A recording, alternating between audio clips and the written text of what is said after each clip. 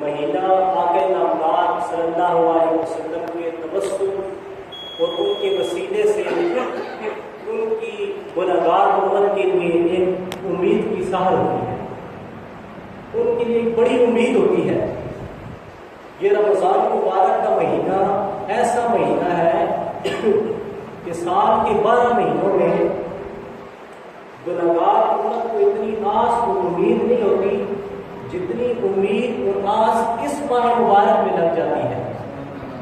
کیونکہ اس کے تینوں جو اشرے ہیں ان تینوں ہی اشروں کو آقا نامدار صلی اللہ علیہ وسلم کے توسط سے، آپ کے فضل سے، آپ کی رحمت سے اللہ رب العزت نے گنہگار امتوں کے لیے آس بنا دیا ہے، ان کے لیے امید بنا دیا ہے۔ اور جو نیکی کو خواہش مند ہوتے ہیں، اللہ تعالیٰ کرتے ہیں، اللہ کو یاد کرتے ہیں، ان کے لیے ایک بونس کا مہینہ، ایک فالتو جو بینیفٹ ملتا ہے، پروفٹ ملتا ہے، اس کا مہینہ بنا دیا کہ اے نیکیاں کرنے والوں، اے اللہ کرنے والوں، اے نمازیں پڑھنے والوں، روزے رکھنے والوں، زکوٰۃ دینے والوں، نیکی کرنے سے محبت کرنے والوں، یہ ماہ مبارک کو میں عطا کر کے یہ بات بتا رہا ہوں کہ اگر تم میری بارگاہ میں اس ماہ مبارک میں ایک نیکی کرو گے، اللہ رب العزت تمہیں 70 نیکیوں کا ثواب عطا فرما دے گا۔ اور پھر سرکار مدینہ صلی اللہ علیہ وسلم نے فرمایا کہ رب کی رحمت کوئی کسی جگہ پر محیط نہیں ہوتی، کسی ایک جگہ پر بند نہیں ہوتی کہ اس کو کسی ایک عدد کے اندر بند کر دیا جائے کہ 70 کے اندر ہی بند کر دی ہے۔ فرمایا اللہ رب العزت کی رحمت اتنی وسیع ہے کہ اگر تم اپنا اخلاص بڑھاتے چلے جاؤ گے، اللہ رب العزت تمہارے اخلاص کے ساتھ ساتھ تمہاری نیکیوں کی تعداد بھی بڑھاتا چلا جائے گا۔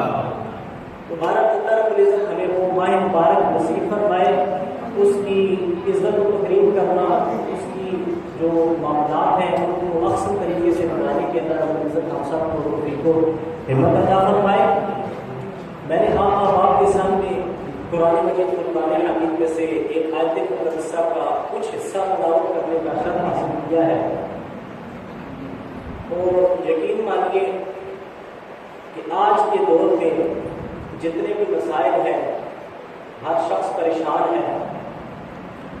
ہر کسی کی پریشانی کا حل، ہر کسی کے دکھوں کا بداوا اور ہر کسی کی پریشانیوں اور بیماریوں کا علاج اللہ رب العزت نے اس آیت مبارکہ کے اس مختصر سے حصے میں بیان کروا دیا ہے۔ آج کے دور میں ہر شخص پریشان ہے، جس کے پاس پیسہ نہیں ہے، دولت نہیں ہے، وہ اس وجہ سے پریشان ہے، میرے پاس مکان نہیں ہے، میرے پاس دولت نہیں ہے، میرے پاس کھانے کے لیے اچھا کھانا نہیں ہے، وہ اس بات سے پریشان ہے۔ اور جس کے پاس کھانا ہے، جس کے پاس دولت ہے، جس کے پاس پیسہ ہے، وہ بھی پریشان ہے کہ کہیں ڈاکو نہ آ جائے، لٹیرے نہ آ جائے، کوئی چور نہ آ جائے، میرا مال لے کر نہ چلے جائے۔ انکم ٹیکس والوں سے ڈرتا ہے، بڑے بڑے بنگلوں کے اندر خفیہ تہخانے بنا رکھے ہیں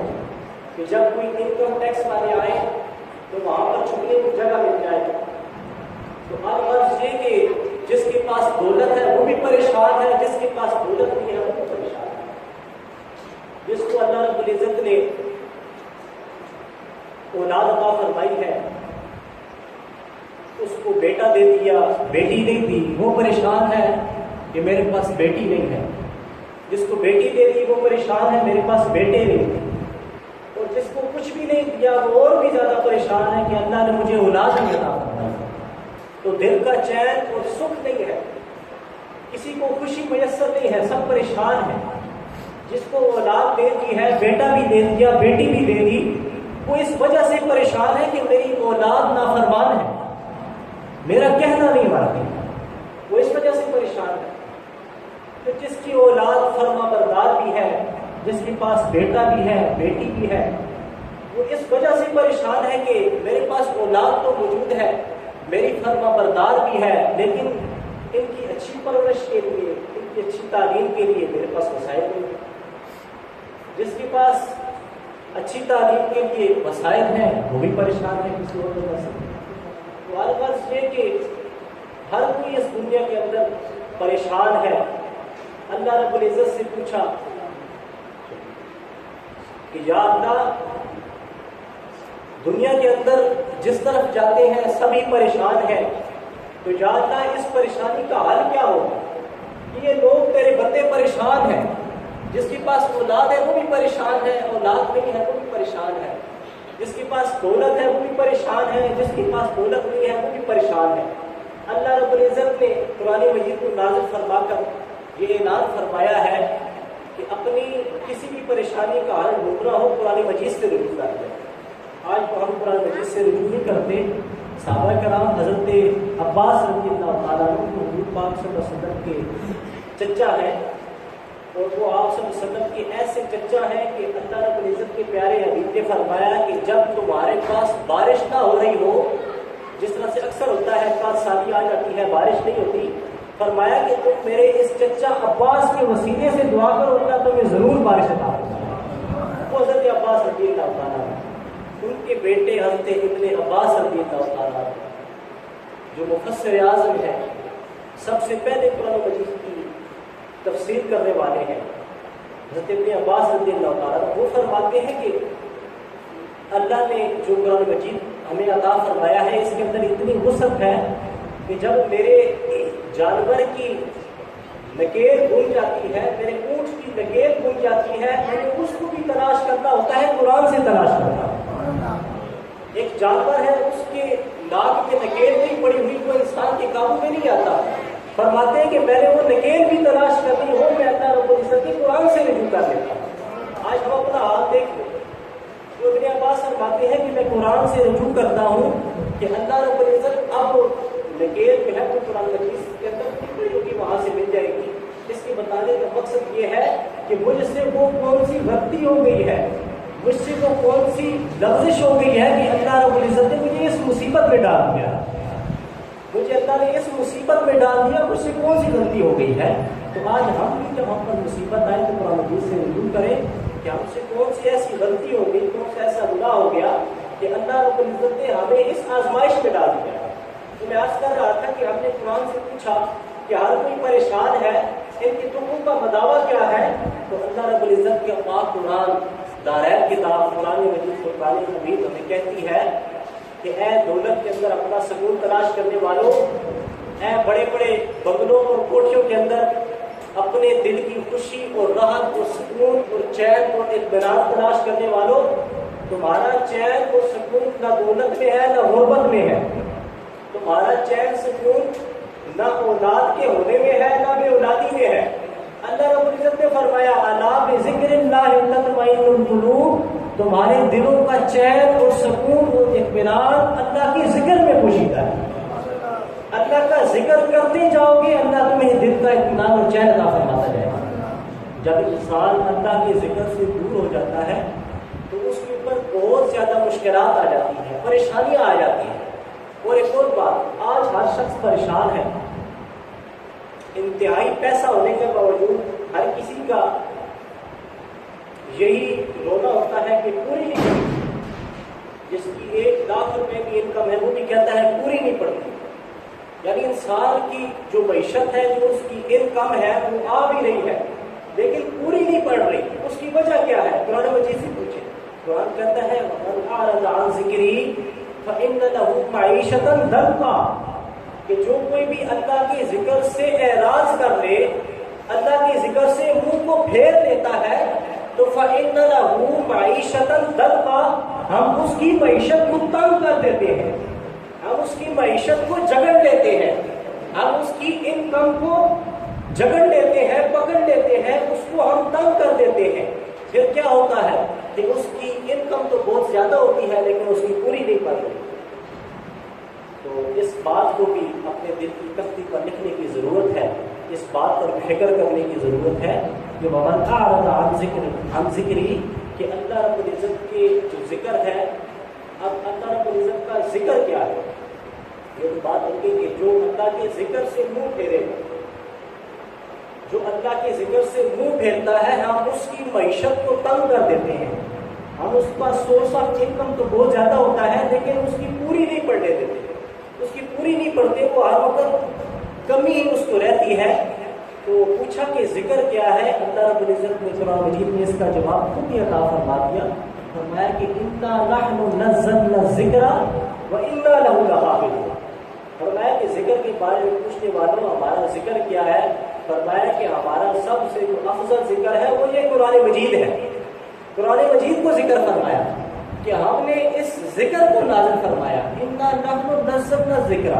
وَإِنَّا لَهُ لَحَافِظُونَ، ہم ہی اس کی حفاظت کرنے والے ہیں، ہم ہی اس کے حافظ ہیں، ہم ہی اس کی حفاظت کرنے والے ہیں۔ تو اللہ رب العزت نے قرآن مجید کو ذکر فرمایا،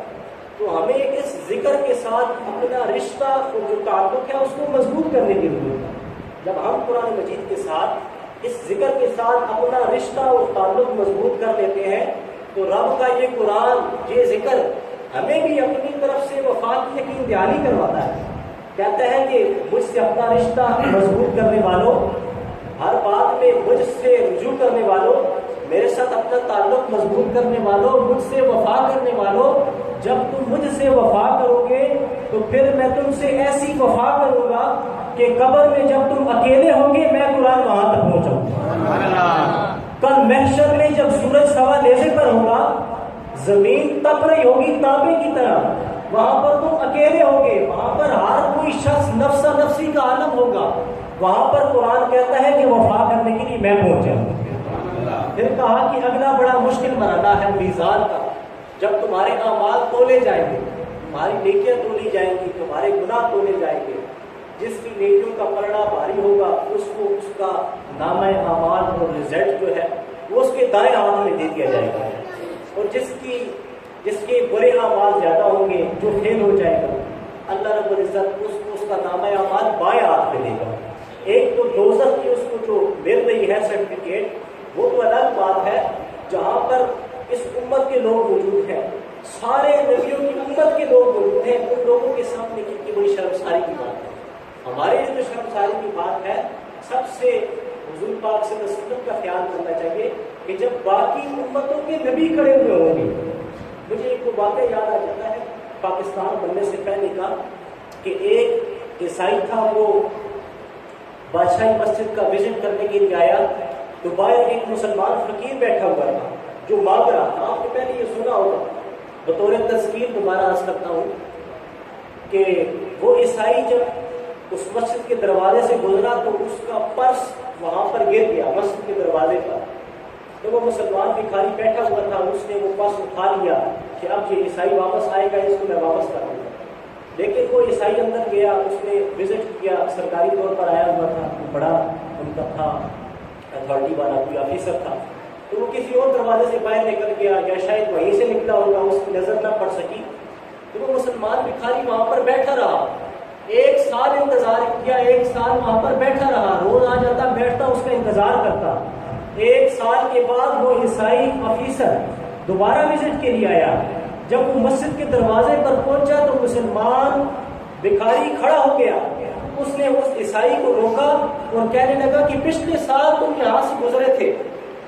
پچھلے سال تم یہاں سے گزرے تھے، تمہارا یہ پرس اور بٹوا گر گیا تھا، اس کے اندر بہت زیادہ نقدی ہے، یہ گر گیا تھا، میں نے اس وقت سے سنبھال کر رکھا ہے، یہ تمہاری امانت ہے، یہ واپس دے دو۔ اس عیسائی نے وہ بٹوا کھولا، دیکھا اندر بہت زیادہ نقدی ہے، بہت زیادہ بیچ میں ڈالر پڑے ہوئے ہیں یا کرنسی پڑی ہوئی ہے وہاں کی۔ اس نے کہا کہ اے فقیر، اس کے اندر تو اتنی رقم پڑی ہوئی ہے کہ تیری ایک دن کی انکم بھی اتنی نہیں ہوتی، تو چاہتا تو اس کو اپنے بارے میں اپنے لیے استعمال کر لیتا، تجھے بتانے کی کیا ضرورت تھی، سنبھالنے کی کیا ضرورت تھی، تو مانگنے والا تھا، تو بھکاری تھا، تو چاہتا تو اس کو اپنے لیے استعمال کر لیتا۔ تو سنیے اس مسلمان بھکاری کا جواب، کتنا ہی قیمتی جواب تھا۔ اس نے کہا کہ بے شک میں بھکاری ہوں، بے شک میں مانگنے والا ہوں، بے شک اس کے اندر جو رقم موجود ہے وہ بہت زیادہ ہے، میں اپنے استعمال میں بھی لا سکتا تھا، تجھے تو خبر ہی نہیں تھی، کسی اور کو بھی خبر نہیں تھی، میں اپنے استعمال میں لے آتا۔ لیکن وہ مسلمان بھکاری کہنے لگا کہ کل جب قیامت کا دن ہوگا تو کہیں ایسا نہ ہو کہ تو حضرت عیسیٰ علیہ السلام کا مانگنے والا ہے، تو کہیں تیرا نبی میرے نبی کی بارگاہ میں یہ شکوہ نہ کر دے کہ تمہارے امتی نے میرے امتی کا بٹوا اٹھا لیا تھا۔ فرمایا کہ اس بات نے مجھے اتنا شرمسار کر دیا کہ میں نے تمہارا یہ بٹوا سنبھال کر رکھا کہ کل تمہارے نبی کے سامنے میرے نبی کو اس بات کی وجہ سے شرمندہ نہ ہونا پڑ جائے، اس لیے میں نے یہ بٹوا سنبھال کر رکھا۔ تو حضور پاک صلی اللہ علیہ وسلم کی جو ذات مبارکہ ہے، میں عرض کر رہا تھا کہ قرآن مجید جب قیامت کے اندر انسان میزان کے معاملے میں وہاں پر پہنچا ہوگا، جب سب کی شرمساری ہو رہی ہوگی، کسی کی عزت افزائی ہو رہی ہوگی، تو وہاں پر بھی قرآن پہنچ جائے گا، انسان کی شفاعت کرے گا۔ اللہ رب العزت کا قرآن کہتا ہے کہ تو مجھ سے وفا کر، میں تجھ سے ایسی وفا کروں گا، ایسی وفا کروں گا، اگر تو مجھے ایک مرتبہ میرے حصے میں سے، میری جز میں سے تو سورہ اخلاص کو 3 مرتبہ پڑھ لیتا ہے، میں تیری ماں کی قبر پر پورا قرآن پڑھ کر پہنچا۔ قرآن کہتا ہے تو سورہ الحاقم والتکاثر کو 1 مرتبہ پڑھتا ہے، تیرے باپ کی قبر پر مرنے کے بعد میں پورا قرآن پڑھ کر پہنچا۔ قرآن کہتا ہے تو 1 مرتبہ سورہ یاسین شریف کو پڑھ لیتا ہے، میں 10 قرآن بن کر، ثواب بن کر تیرے والد کی قبر پر پہنچ جاتا ہوں۔ قبر میں بھی تیرا حصہ ہے، تیرا تجھ کو خالی نہیں چھوڑوں گا، تیرا رفیق ہوں گا، تجھ سے وفا کروں گا۔ قرآن کہتا ہے کہ اگر تو روز کا یہ معمول بنا لے کہ سورہ ملک کو تو تلاوت کرتا رہے، رات کو سونے سے پہلے، عشاء کے بعد سونے سے پہلے اگر تو یہ معمول بنا لے کہ میری جو سورہ ملک کی تو تلاوت کرتا رہے، قرآن کہتا ہے کہ کل جب تو قبر میں اکیلا ہوگا، یہ سورہ ملک تیرے لیے وہاں پر روشنی بن جائے گی۔ کہتا ہے وہاں پر بھی تجھ سے تیری وفا کروں گا، تیرے ساتھ میں وہاں پر بھی وفا کروں گا، تجھے اس طرح میں بے یارو مددگار چھوڑوں گا نہیں۔ کہتا ہے کہ قیامت کے دن جب نفس نفسی کا عالم ہوگا، جب ہر کوئی پریشان ہوگا، ہر کوئی یہی کہے گا اذهبوا الى غیری، نفس نفسی کا عالم ہوگا، ہر کوئی کہے گا کسی اور کے پاس جا، وصاحبته وبنی، انسان سے اس کی بیوی بھاگ جائے گی، وصاحبته وبنی، اس کے بیٹے بھاگ جائیں گے، واخی، اس کے بھائی بھاگ جائیں گے، سب اس کو چھوڑ کر چلے جائیں گے۔ قرآن کہتا ہے وَيَشْفَعَانِ لِلْعَبْدِ، میں قیامت کے دن بھی تیری سفارش کروں گا۔ جب تیرا باپ بھی تیرے ساتھ نہیں ہوگا، تیرے بھائی بھی تیرے ساتھ نہیں ہوں گے، تیری بیوی بھی تجھے چھوڑ کر چلی جائے گی، سب کو نفس نفسی کے عالم میں پڑے ہوں گے، قرآن کہتا ہے وہاں پر بھی میں تیری شفاعت کروں گا۔ یشفعان للعبد،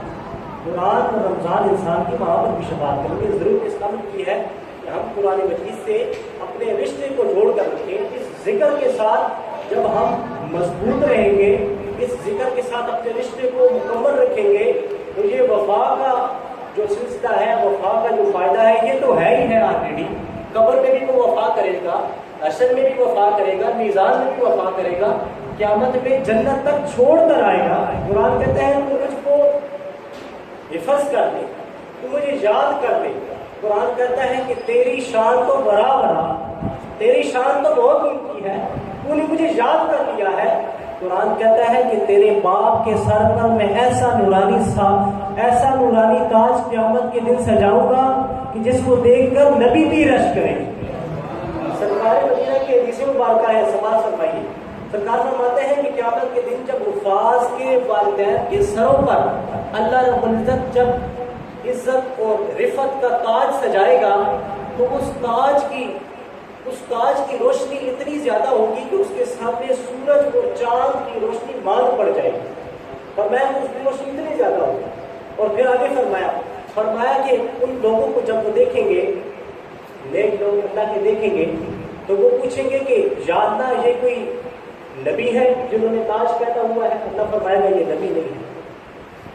لوگ پوچھیں گے یہ شہید ہے جنہوں نے تیری راہ میں اپنی جان کے نذرانے پیش کی ہے؟ اللہ فرمائے گا یہ لوگ شہید بھی نہیں ہیں۔ لوگ پوچھیں گے یہ تیرے ولی ہے، نیک بندے ہیں؟ اللہ فرمائے گا یہ میرے ولی بھی نہیں ہے۔ پوچھا جائے گا یہ صدیق ہے؟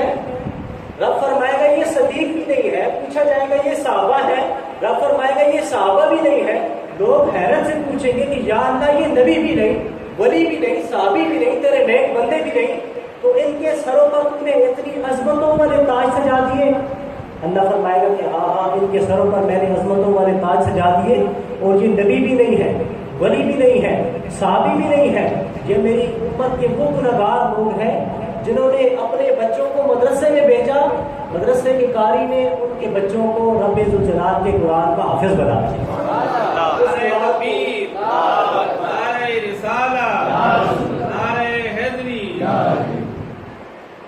کے والد کو یہ شان عطا فرمائی. پوچھا کہ اب اس قرآن حفظ کرنے والوں کو تم نے کیا شان عطا فرمائی؟ فرمایا کہ میں اب اس کو جنت کی طرف لے کر جا رہا ہوں. جو جنت کی سیڑھیاں ہیں وہاں پر میں حافظ قرآن کو کہوں گا کہ تو جنت کی سیڑھیوں کو چڑھتا جا، جنت کی سیڑھیوں کو چڑھتا جا، قرآن مجید پڑھتا جا. جہاں پر تیرا اختتام ہوگا وہیں پر تیرا مقام ہوگا. اب دیکھیں اگر وہ حافظ قرآن مجید کو جلدی جلدی پڑھے گا تو یہ ناچیز کی بات ہے، عام فہم بات ہے کہ وہ اس کا مقام نیچے آ جائے کیونکہ قرآن مجید جلدی ختم ہو جائے گا. تو جو قرآن مجید کو آہستہ آہستہ پڑھتا جائے گا اس کا درجہ اور بلند ہوتا جائے گا، اس کا جو اختتام ہے وہ اور اوپر جا کر ہوگا، اس کو اللہ رب العزت اور عرفہ مقام عطا فرمائے گا. تو اب جو حافظ ہے وہ دیکھے گا کہ جنت کی جو سیڑھیاں ہیں وہ بڑی خوبصورت ہیں، ان پر ہیرے ہیں، جواہرات ہے، سونا ہے، چاندی ہے، بڑی خوبصورت سیڑھیاں ہیں. تو وہ حافظ قرآن مجید پڑھنے میں جلدی جلدی کرے گا. وہ کہے گا کہ یہ جنت کی سیڑھیاں اتنی خوبصورت ہے تو وہ جنت کتنی خوبصورت ہوگی. اب وہ قرآن مجید کو جلدی جلدی پڑھے گا کہ میں جلدی جلدی پڑھوں اور جلدی جلدی اس جنت تک پہنچوں کہ جس کی سیڑھیاں اتنی خوبصورت ہے وہ جنت کتنی خوبصورت ہوگی. تو اب وہ حافظ جلدی جلدی قرآن مجید کو پڑھنا جب شروع کرے گا اللہ رب العزت اس کو روک دے گا، فرمائے گا کہ اے حافظ قرآن مجید پڑھنے میں جلدی نہ کر، اس طرح سے پڑھ جس طرح سے تو دنیا میں آہستہ ٹھہر ٹھہر کر قرآن پڑھا کرتا تھا. ورتل القرآن ترتیلا، قرآن مجید کو ٹھہر ٹھہر کر پڑھ. اس کی وجہ کیا ہے؟ اللہ رب العزت چاہتا ہے کہ یہ میری کتاب کو حفظ کرنے والے، اس کے ساتھ دو لگانے والے، یہ جلدی جلدی پڑھ کر جنت کے نیچے والے طبقے میں نہ رہ جائیں کہ قرآن مجید کو آہستہ آہستہ پڑھتے جائیں، ان کا مقام اور اونچا ہوتا جائے. تو یہ تو حافظ قرآن کی اس کے والد کی بات تھی. بیان کر رہا تھا کہ قرآن مجید سے جو رشتہ جوڑنے والا ہے، جو عام لوگ ہیں، جو گنہگار ہے، سرکار مدینہ کی گنہگار امتی ہے، جب قرآن مجید سے اپنا رشتہ جوڑ لیتا ہے تو اللہ رب العزت اس کو ایسی قرآن مجید کی یاری اور وفا عطا فرماتا ہے کہ قبر میں بھی قرآن کو ساتھ رکھے گا، حشر میں بھی قرآن اس کے ساتھ ہوگا، جنت تک قرآن اس کو چھوڑ کر آئے گا. یہ گنہگار امتی کی بات ہے. اور جو سرکار کا غلام ہے، جو اللہ کے ولی ہے، ان کی شان کو پھر بڑا ہے. اب یہ انعام اللہ رب العزت نے جو ہمیں عطا فرما دیا قرآن مجید سے رشتہ جوڑنے والے کا کہ اس کو دل کا سکون بھی عطا فرمائے گا، دل کا چین بھی عطا فرمائے گا، اس کی دل کی پریشانیاں بھی دور ہو جائیں گی، اس کی مشکلات بھی آسان کر دی جائیں گی، اس کی یہ جو پوری نہیں پڑتی والی بھی اس کی پوری پڑھنی شروع ہو جائے گی، اس کے رزق میں برکت بھی ہو جائے گی. یہ سب کچھ کرنے کے بعد جب اللہ رب العزت نے ہمیں یہ بتا دیا کہ قرآن سے رشتہ جوڑنے کے بعد، میرے ذکر سے رشتہ جوڑنے کے بعد تمہیں یہ انعامات ملیں گے، یہ تمہیں فائدہ ہوگا، تو اسی کے بدلے میں اللہ رب العزت نے جو اس کا الٹ بتایا کہ جو قرآن مجید سے منہ موڑ لے گا، جو قرآن مجید سے کنارہ کشی کر دے گا، جو ہمارے ذکر سے منہ کو موڑ لے گا، اپنے آپ کو اس قرآن سے دور کر لے گا، اللہ رب العزت نے فرمایا کہ وَمَنْ أَعْرَضَ عَنْ ذِكْرِي فَإِنَّ لَهُ مَعِيشَةً ضَنْكًا، کہ جو ہمارے ذکر سے منہ موڑ لے گا، جو قرآن سے منہ موڑ لے گا، تو پھر اس کی انکم چاہے لاکھوں میں کیوں نہ ہو جائے، اس کی انکم چاہے کروڑوں میں کیوں نہ ہو جائے، فرمایا کہ فَإِنَّ لَهُ مَعِيشَةً ضَنْكًا، ہم اس کی معیشت کو نچوڑ لیں گے، اس کی معیشت کو تنگ کر دیں گے. اس کا سورس آف انکم کروڑوں میں ہوگا لیکن وہ ہر وقت پریشان ہوگا اور یہ کہہ رہا ہوگا کہ فَإِنَّ لَهُ مَعِيشَةً ضَنْكًا، کہ میں نے قرآن سے منہ موڑ لیا، اللہ رب العزت نے میرے معیشت کو ایسا تنگ کر دیا کہ اب میری کہیں پر بھی پوری نہیں پڑتی، میرے سورس آف انکم تو بہت زیادہ ہے لیکن پوری نہیں پڑتی. وہ ہے کہ اللہ رب العزت جو کچھ میں نے بیان کیا ہے اس کے مطابق ہمیں